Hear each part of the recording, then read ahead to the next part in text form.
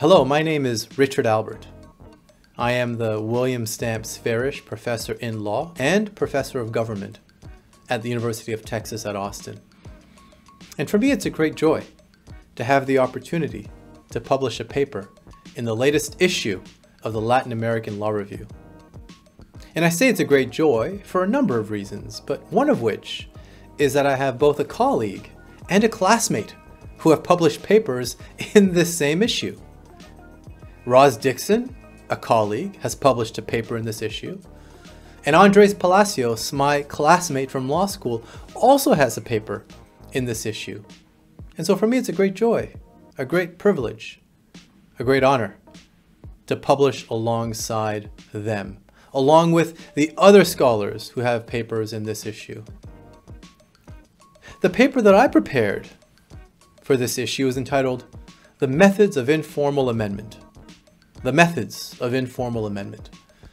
And the paper begins from the proposition that scholars have shown us, indeed they have taught us, that codified constitutions can be amended informally with an effect that is similar to a formal amendment. And yet, the many forms of informal amendment are today not well organized, not well understood for analysis and comparison. And so, in this paper, I examine the many forms of informal amendment. I classify them as either conventional or unconventional forms of informal amendment. And I introduce an as yet underappreciated and under-theorized form of informal amendment that I call constitutional desuetude. Constitutional desuetude occurs when a codified constitutional rule loses its binding quality upon political actors as a result of its conscious, sustained disuse and public repudiation by preceding political actors.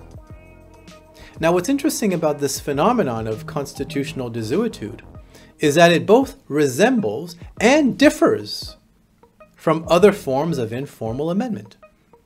It is similar because it changes constitutional meaning without altering the constitutional text, as do other forms of informal amendment.